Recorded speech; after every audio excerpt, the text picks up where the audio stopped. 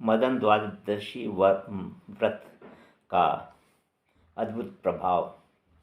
एक बार देवताओं द्वारा संपूर्ण दैत्य कुल का संहार हो जाने पर दैत्य माता दिति को अपार कष्ट हुआ।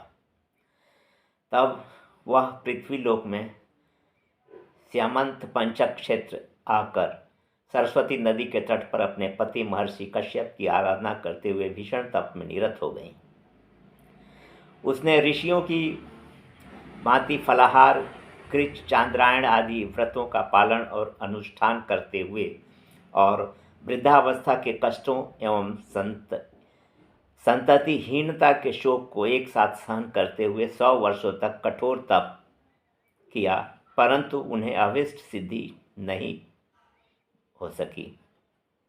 इसके बाद विफल मनोरथा दिति ने वशिष्ठ आदि ऋषियों से प्रश्न किया, ऋषियों, आप लोग मुझे ऐसा व्रत बतलाइए जो पुत्र शोक का विनाशक तथा इहलोक एवं परलोक में सौभाग्य रूपी फल का प्रदाता हो। तब वशिष्ठ आदि ऋषियों ने दिति को मदन द्वादशी व्रत के विधान का उपदेश दिया। उसे श्रवण कर दिति ने उसका अनुष्ठान किया।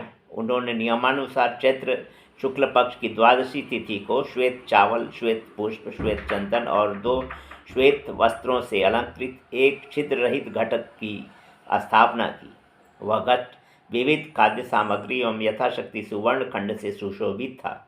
उसके निकट विभिन्न प्रकार के ऋतु फल रखे हुए थे।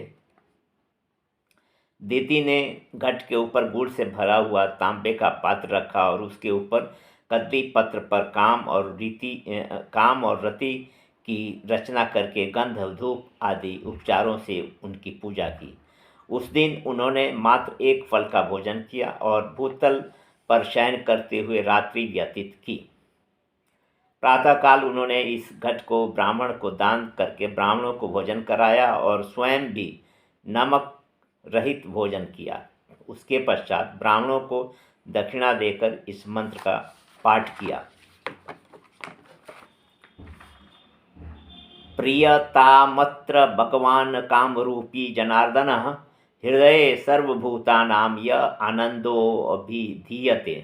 इसी प्रकार दिति ने प्रत्येक मास में शुक्ल द्वादशी व्रत का अनुष्ठान किया। 12 मास व्यतीत हो जाने के पश्चात उन्होंने 13वें माह में घृत, धेनु और समस्त सामग्रियों से युक्त शैया रति कामदेव की स्वर्ण प्रतिमा एवं श्वेत रंग की दुधार गौ का दान किया तथा हवि, खीर और श्वेत तिलों से कामदेव के नामों का उच्चारण करते हुए हवन किया।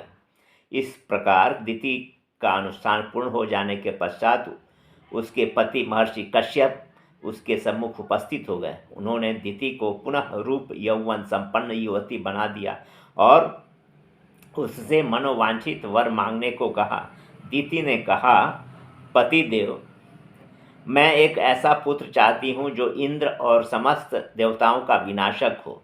यह सुनकर महर्षि कश्यप ने कहा, शुभे, मैं तुम्हें अत्यंत ऊर्जस्वी और इंद्र का वध करने वाला पुत्र प्रदान करूँगा, परंतु तुम आज ही आपस्तंभ ऋषि के द्वारा पुत्रेष्टि यज्ञ का अनुष्ठान कराओ। तत्पश्चात मेरे द्वारा तुम्हें इंद्र के विनाशक पुत्र की प्राप्ति होगी। पति के कथानुसार, उनके कहने के अनुसार दिति ने पुत्रेष्टि यज्ञ को संपादित किया। यज्ञ की समाप्ति के बाद महर्षि कश्यप ने दिति के उदर में गर्भाधान किया और कहा, वरानने, 100 वर्ष तक तुम इसी तपोवन में रहती हुई गर्भिणी स्त्री के लिए उचित संपूर्ण नियमों का पालन करो और गर्भस्थ शिशु की रक्षा करो। ऐसा कहकर महर्षि कश्यप अंतर्ध्यान हो गए। दिति पति के कथनानुसार नियमों का पालन करती हुई उसी तपोवन में समय व्यतीत करने लगी। इस वृतांत को जानकर इंद्रदेव लोक से दिति के पास आए और दिति की सेवा करने की इच्छा करते हुए उनके पास ही रहने लगे। बाह्य रूप से विनम्र एवं प्रशांत प्रतीत होने वाले इंद्र की एकमात्र इच्छा थी किसी पर भी प्रकार से 100 वर्ष के पूर्ण होने के पूर्व ही यह गर्भ नष्ट हो जाए। इसलिए वे सदैव दिति के छिद्रान्वेषण में तत्पर रहते थे। जब 100 वर्ष की अवधि के पूर्ण होने में केवल 3 दिन शेष रह गए तो दिति अपने आप को सफल मनोरथ समझते हुए निद्रा के प्रभाव से दिन में ही पैताने की ओर सिर कर सो गई। ऐसा अवसर पाकर इंद्र ने दिति के उदर में प्रवेश किया और वज्र के प्रहार से गर्भ के 7 टुकड़े कर दिए। उन 7 टुकड़ों से सूर्य के समान तेजस्वी 7 शिशु उत्पन्न हो गए और रोने लगे। इंद्र के मना करने पर भी जब शिशुओं ने रोना बंद नहीं किया तब उन्होंने पुनः वज्र के प्रहार से एक शिशु के 7 टुकड़े कर दिए। इस प्रकार वे टुकड़े 49 शिशुओं के रूप में परिणत होकर जोर जोर से रोने लगे। इंद्र के बार बार माँ रुदत मत रो कहने पर भी उनका रुदन समाप्त नहीं हुआ। इंद्र को महान आश्चर्य हुआ कि वज्र प्रहार के बाद भी शिशुओं के जीवित रहने का क्या कारण है।